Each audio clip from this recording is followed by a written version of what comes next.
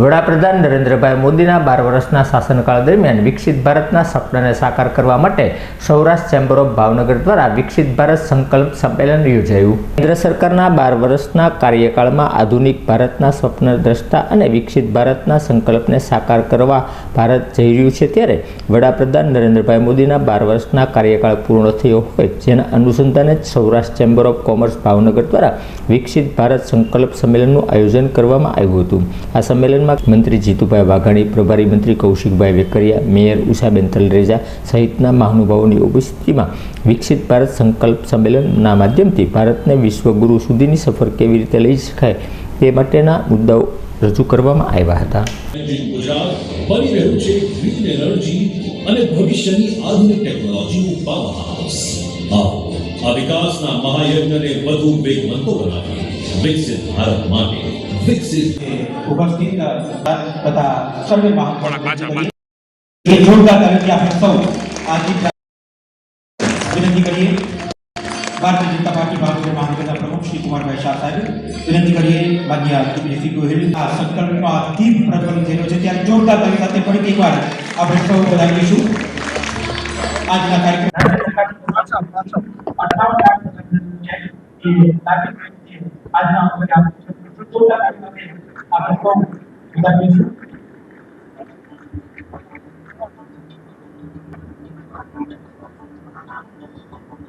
साल में जયારે शुरुआत थई त्यारे कंपनी एम्प्लॉय जे हता ए मात्र 710 कंपनी एम्प्लॉय थी शुरुआत थयेली अमारी अने 1000 प्लस इनडायरेक्ट एम्प्लॉयमेंट हतुं।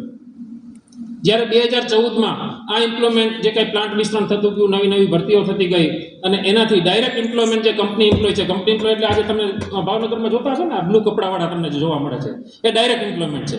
તો એ 1280 એ પહોંચ્યું અને આજે 2026 માં ઓલમોસ્ટ લગભગ 2000 સુધી અમે પહોંચવા આવ્યા છીએ અને ઇનડાયરેક્ટ એમ્પ્લોયમેન્ટ તમને જાણીને આનંદ થશે કે 5000 થી વધારે લોકોને આજે રોજગારી પૂરી પાડી। તો આ બધું શક્ય બન્યું एकमात्र कारण के मोदी साहेब विषय तो આપણે જે આપણા મહાનુભાવ કારણ કે અમને તો ટેકનિકલ લોકો છેલ્લા 12 વર્ષની અંદર ભાવનગરની અંદર જે કાંઈ ફેરફાર થયા છે એની એક યાદી બનાવી છે। ગઈકાલે જ્યારે પ્રકાશભાઈ કીધું કે ગરીબભાઈ તમારા આ વિષય ઉપર વાત કરવાની છે ત્યારે મને થયું કે પહેલા પાછું વળીને જોવું પડશે કે ખરેખર ભાવનગર પણ આ વિકાસમાં ક્યાંય સાથે જોડાયેલું છે કે કેમ। મિત્રો ખૂબ ખૂબ આનંદ સાથે આપણે આજ વાત કરી શકીએ છીએ કારણ કે ભાવનગરના દરેક ઉદ્યોગકારો જે વર્ષોથી અહીંયા છે એમને સતત એવું લાગતું હતું કે કનેક્ટિવિટીમાં અમે પાછળ છીએ, અમે ક્યાંક રિમોટ ખૂણા ઉપર ઊભા છીએ અને અમને ક્યાંક ને ક્યાંક અમે ઇગ્નોર થતા એવું લાગે છે। પરંતુ છેલ્લા 12 વર્ષની અંદર જે કંઈ બન્યું છે ફક્ત એની જ આપણે વાત કરીએ છીએ, પછી આવનારી વાત પછી પણ કરીએ, પણ 12 વર્ષની અંદર કનેક્ટિવિટી બાબતે આપણી પાસે ભાવનગરથી સુરત રોરો ફેરી સર્વિસ ચાલુ થઈ। એ શરૂ કરવા માટે થઈને ઘણા બધા પ્રયત્નો હતા। વિઝનરી વડાપ્રધાનના માર્ગદર્શન નીચે જ આ થઈ શકે કારણ કે એમને એક સંકલ્પ જે દ્રઢ સંકલ્પની જે વાત કરીએ છીએ ને અમુક કાકાએ જે કીધું કે ભાઈ સંકલ્પથી નાબૂદી કરી 10 વર્ષ માટે અને કેન્દ્રીય સરકાર દ્વારા અપગ્રેડેશન એચકેસી નું અમલીકરણ કર્યું। દરેક પ્લોટ હોલ્ડરને અપગ્રેડ માટે 50 લાખ રૂપિયા એટલે કરોડો રૂપિયા આ ઇન્ડસ્ટ્રીઝને સબસિડી આપી। આ રીતે બજેટમાં પણ જોગવાઈ કરવામાં આવી, ડબલ કેપેસિટી ખાસ અલગ માટે સ્પેશિયલ જોગવાઈ કરવામાં આવી અને આ રીતે બેન્કિંગ સપોર્ટ અનેક સપોર્ટ જ્યારે કેન્દ્રીય પીઓમાંથી અમને સપોર્ટ મળે છે ત્યારે આ ઇન્ડસ્ટ્રીઝને વિકાસ માટે જો ડાયરેક્ટ પોતે આપણા વડાપ્રધાન આટલું બધું રસ લઈને કામ કરે છે તો દરેક ઇન્ડસ્ટ્રીઝ માટે કામ કરે છે। આજે આ અવસરે વિશેષ નથી કેવું કાંઈ કારણ કે આ સંકલ્પ આજે વિકાસના સંકલ્પની વાત છે। આજે સૌના સાથ અને સૌના વિકાસ સાથનો આપણને મોદીજીએ જે મંત્ર આપ્યું છે એને આપણે સાર્થક કરવાનું છે અને આજે જે આ સંકલ્પ અમારી ઇન્ડસ્ટ્રી સંકલ્પ કરે છે કે આ વિકાસની જે રૂપરેખ જે એમની મોદી સાહેબનો જે સંકલ્પ છે એમને આપણે સૌ સાથ અને સહકાર આપીએ।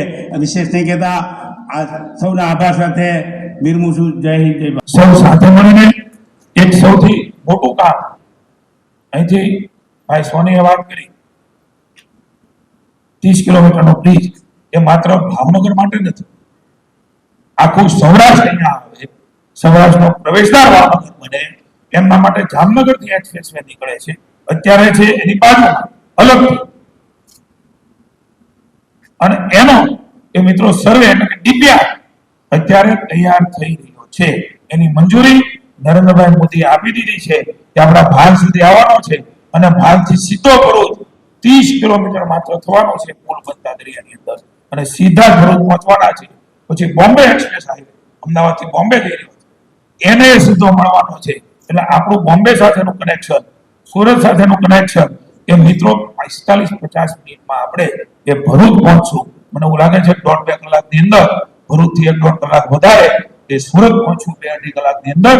આ સપનું એ મિત્રો મોદી સાહેબના નેતૃત્વમાં આપણે સાકાર કરવા જઈએ છીએ. ત્યારે સૌ સાથે મળીને આ નવી ઊંચાઈઓ પર મોદી સાહેબના આ 12 વર્ષ એ મિત્રો આપણે સૌ સાથે મળીને ઉજવણીના નહીં, હજી પણ લોકોની સેવા માટે અવિરતપણે સેવા કરવા માટેના જે કાંઈ મોકા મળે એ મોકામાં આપણે સાથે મળીને આપણા ભારતને વિશ્વગુરુના સ્થાને બેસાડીએ. ની પ્રેરણા સાથે પુનઃ એકવાર આપ સૌનો આભાર. ભારત માતા કી જય.